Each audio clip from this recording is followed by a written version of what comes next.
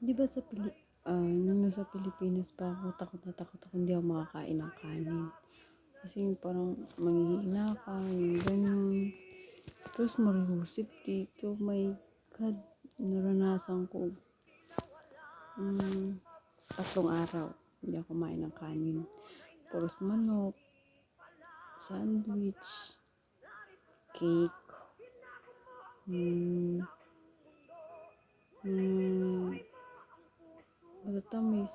3 days. Tapos, na-shock ako, wow, buhay pa ako. 3 days yun. Kasi nagbakasyon kami pero dito lang. May beach, tsaka may swimming pool yung pagkatapos ng Ramadan. Eid, yun, nagbakasyon kami dun sa villa. 3 araw, grabe. Wala talaga akong kanin. Wala, as in.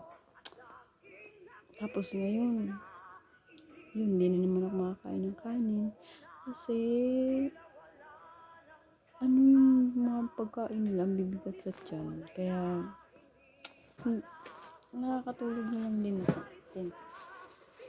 Ah, so, yan. Ito lang. At malaki to.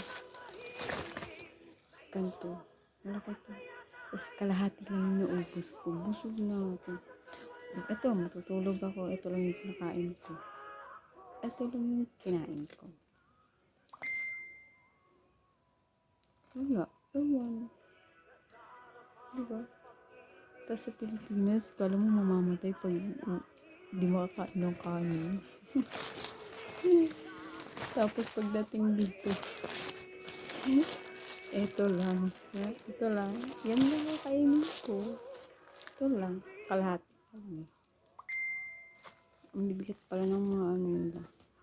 Pagkain. Pero masarap na ito.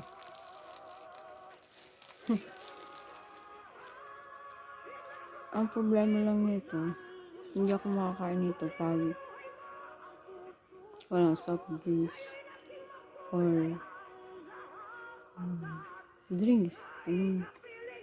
Walang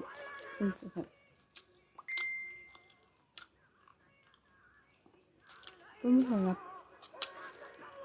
Ito lang, wala akong paano to? Basta masarap. Ito lang yung hapon lang ko. Wala na. Tulog na. Diba?